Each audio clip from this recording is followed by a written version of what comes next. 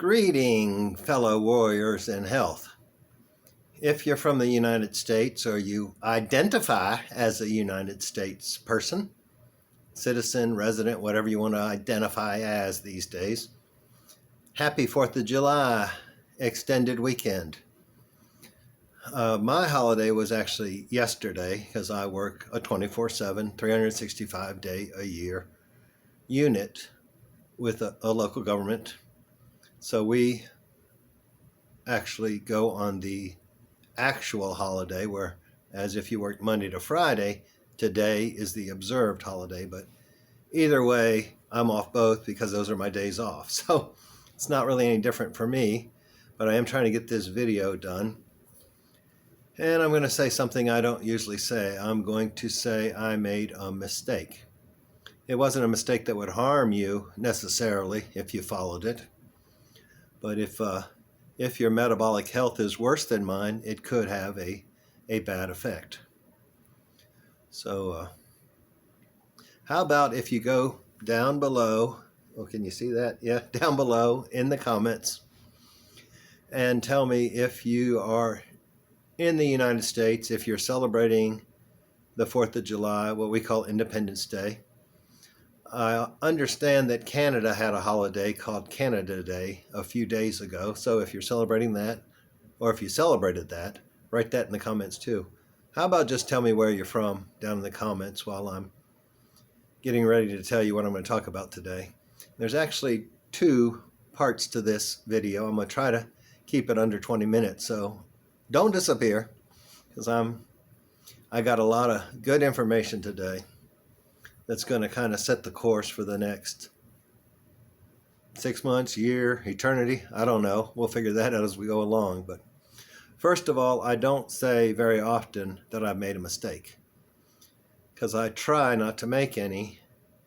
But if you see me make one, tell me down in the comments that you believe I've made a mistake. I'll research what I said, and then I'll get back with you whether your interpretation or my interpretation is correct. And so last week's video about carb cycling, although not completely a mistake, was presented wrong. And I actually found I didn't need to do it for this particular test. So that was the mistake. When I sent the results off to Dr. Mabry, because it was done through LabCorp, which is the lab that Virta, V-I-R-T-A Health uses to check us every 6 months, and so he wouldn't get a report. So I downloaded it, sent it to him, and said, but let me preface this. They're not as bad as they look. I actually did carb cycling because of being a lean mass hyperresponder. I'll have to make a video on that. I got to write that down so I remember.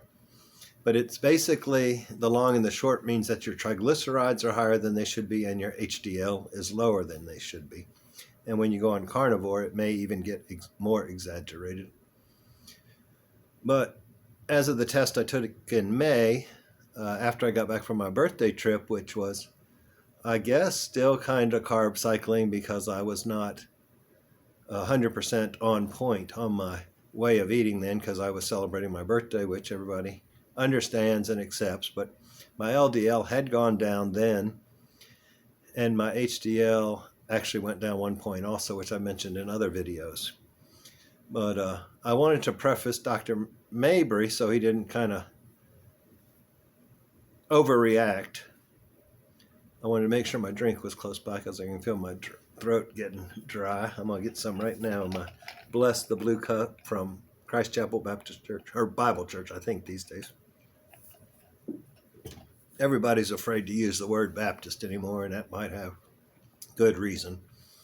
But anyway, Dr. Mabry emailed me back and he said, I'm all for the Feldman protocol, which is the reason I was carb cycling.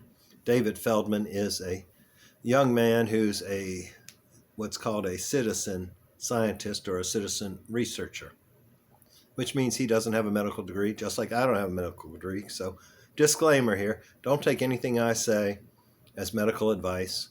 I'm not an MD, I'm not a PhD, I'm not a master's or a doctor of anything, unless you count Google as giving out PhDs or MDs. I do a lot of research on Google and David has used himself as an experiment, and let's just call what I did for the last video an experiment.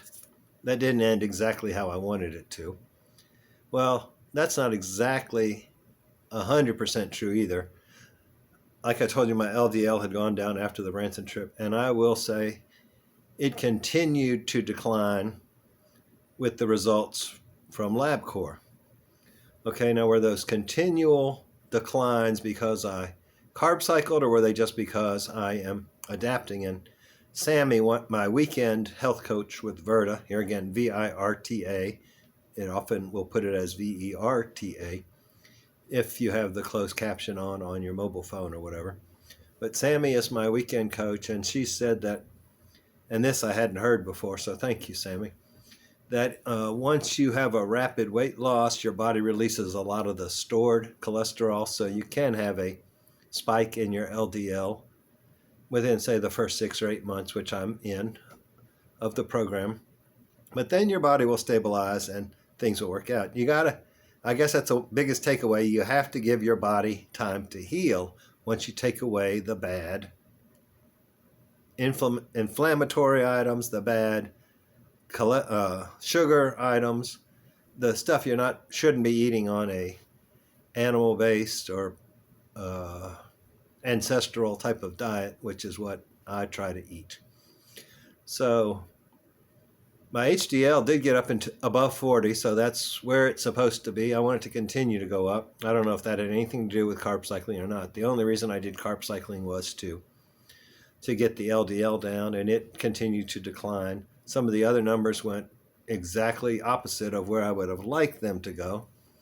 So when I see Dr. Mabry later this month, I'm going to ask him to order another lipid panel and see if just being on it on a good my regular plan for 3 more weeks will cause things to go how they're supposed to be going. So I mentioned the Feldman protocol, but I didn't mention what Dr. Mabry's response was. His response was that the Feldman protocol, which is basically carb cycling for 3 or 4 days before you have the blood test, is excellent if you're a lean mass hyperresponder and you're applying for third-party life insurance. I know years ago when I needed life insurance, or maybe it was just regular health insurance, they sent a nurse to the house who actually did do a blood test, and I guess my cholesterol was fine back then when I was probably too young to even need life insurance, and now I have it through my job, so I'm not going to have a third-party tester, but apparently life insurance looks poorly on a high LDL, so if you're on a carnivore or keto way of eating and you're going to get life insurance, then you definitely want to look up the cholesterolcode.com, which is Dave Feldman's website. And if you feel you fall into the lean mass hyperresponder category, then you can join his lean mass hyperresponder Facebook group, which you can search that and find it and then answer a few questions and they'll let you in. If you're not going for life insurance, like I was not, if you're just getting a regular lipid panel, you don't have to worry about carb cycling. And one of the other Virta patients kind of called me out on that in the comments, and I'm glad she did because it made me think, well, I got to be a little more careful what I say on here because some people do inadvertently follow my lead, and I guess I do want you to follow my lead. That's what I'm on here for, but I want to give you good advice to follow. So don't carb cycle unless you're getting a life insurance test, and only do that if you have 3 or 4 days, because it did knock me out of ketosis. I gained, I think, 6 pounds in the 4 days. I've dropped down about 3 or 4 of those already. But one thing I did talk to my coach, Naomi, about, who's my regular 5-day-a-week coach, weekday coach, was that I was thinking of adding a little bit of sourdough bread back into the mix. Not daily, maybe not even weekly. I did buy another loaf, I think yesterday, and I ate quite a bit of it for the holiday. But that's a good way to get butter into your system. Haha, LOL. That's my excuse, but I got to quit making excuses. So I will have a little bit of sourdough when I want to cook a over medium egg and have some yolk to dunk, because I'll need a piece of toast. But I think I'm going to put it in the freezer so I can just thaw out a 1 or 2 pieces at a time. And I'm not talking about the sourdough bread you buy in the bread aisle at the grocery store that's manufactured at a plant just like the white or the wheat bread you buy for sandwich bread. I'm talking about sourdough bread that's made in San Francisco and shipped here to be sold at the Winco supermarket chain. That is authentic, fermented sourdough bread from starter, which grabs the yeast from the air. Apparently we have yeast in the air. Maybe that's how you get a yeast infection. I'm not sure. But then it metabolizes, or I think that's the word, metabolizes the sugar. The yeast basically eats the sugar. That's how you get the bubbles in sourdough starter. And then you put some more flour and make the bread. So what I had heard at one point, and I'm going to investigate it more as I continue down this path. And actually I have more to learn that I already know. So I'm going to try to keep sharing as much as I learn. But sourdough apparently causes less of a spike in blood glucose than some of the other wheat and white breads. So Naomi had told me if I wanted to keep it in to do a test, so I was to prick my finger and test my blood glucose right before I eat, and then test it again exactly 1 hour after the first bite. So I did that either yesterday or the day before, and my blood glucose only went up 11 points, which is almost nothing. That could have been from the bread, it could have been from the bacon, the eggs, who knows. But she said if it's not over 30 points, then it's safe to eat, but I'm not going to eat it every day because it is a carb and it will take me over the 30 carb allotment that I have. So, yeah, I did probably give some, I won't call it bad advice that didn't apply to everybody on this channel about carb cycling, but this is my story. So I'm kind of an experimenter like Dave Feldman is, so you're going to hear some more experiments down the road. And that brings up a good point. I'm getting ready to get some videos in the can, as they call it, like in movie industry, so that I can do another experiment in August. Some of the videos may be filmed today, they may be filmed tomorrow, but they're going to all go live from August 1st to either August 30th or 31st. Yes, unfortunately, I'm going to try another 30-day experiment with a post every day.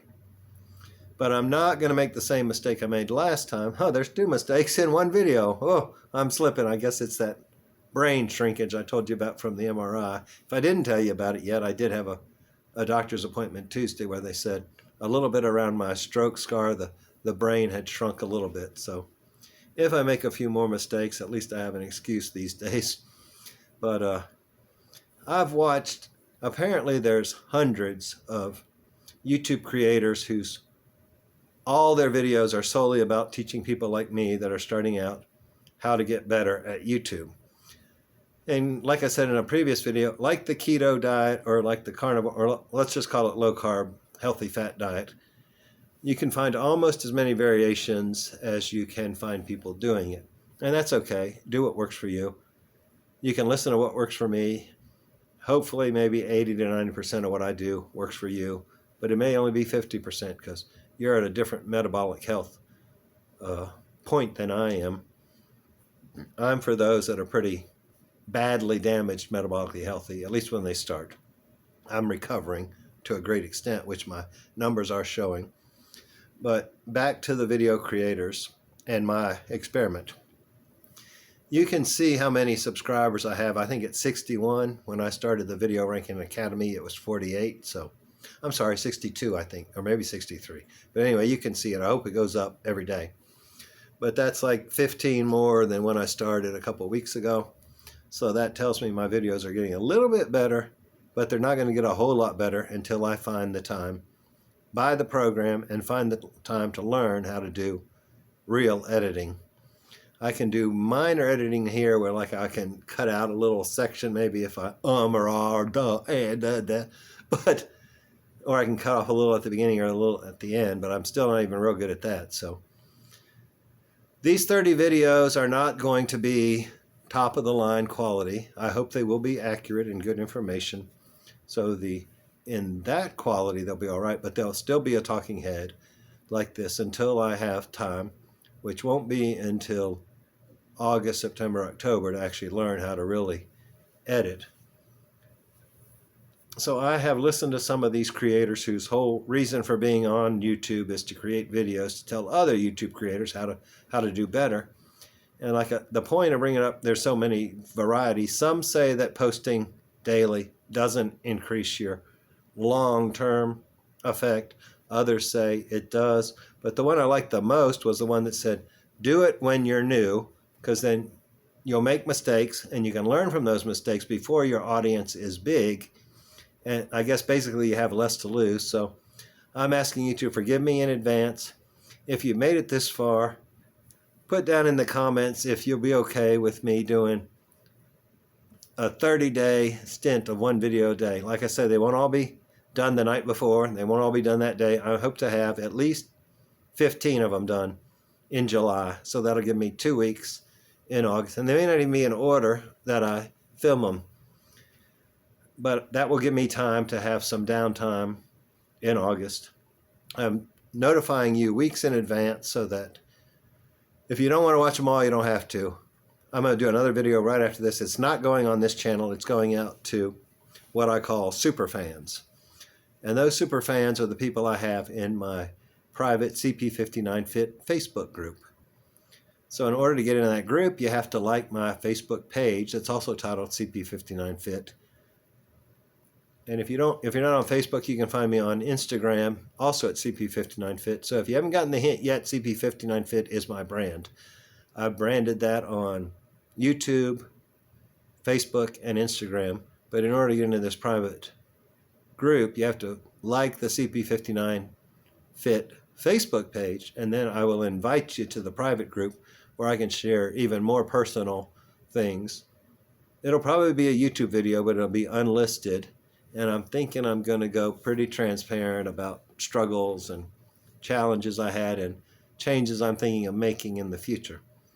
So I'm going to do this 30-day thing public on CP59 Fit, Unconventional Healthy Living Strategies, in order to try to get over that magic 100 subscribers so I can actually put CP59 Fit in the URL, and then get me on the way to 1,000 subscribers so I can get monetized.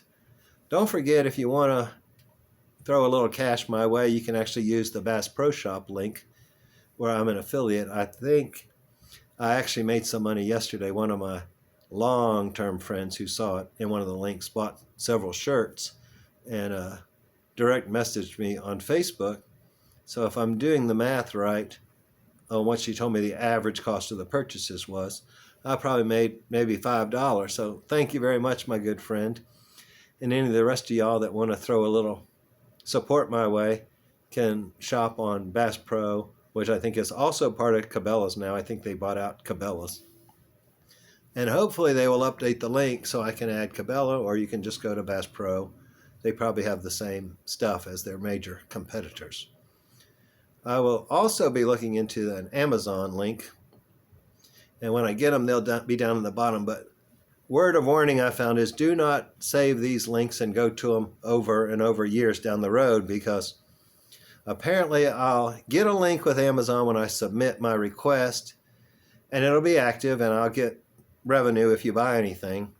But then they might not accept me because I have too few subscribers. But then they will pay me whatever I've earned then, and then when I apply again, they'll give me a new link. So I will keep you posted as the links change, and I will change them in the descriptions, which is always down below the video on the YouTube part. So I look forward to your comments. I look forward to your likes and your subscribes. One of these creators said that you don't need to ask people for subscriptions anymore. They know they're supposed to subscribe. But when you're at 60-some subscriptions and you need 1,000 to get monetized on YouTube, I will probably continue to ask for a little while, even though I know it's annoying.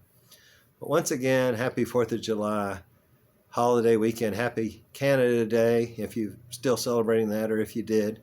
And wherever you live, please have a great weekend. Actually, I think today's Monday. So hopefully your weekend is still going on. But if you're here, we're having a holiday. So I will get this up and posted, and I'll get my private one made here shortly. Let me know what you think about the 30-day challenge also down in the comments. Like I say, you don't have to watch it every day, and I don't want to wear you out by doing that. It's just to get, it's a learning experience for me. So Write down there if you forgive me for boring you for 30 days, and maybe you'll learn something. So anyway, as Michael Downey always says, I don't know where I'll be going to next, but I want you along with me. So let's stay along in this journey for health. Thanks. God bless. Bye-bye.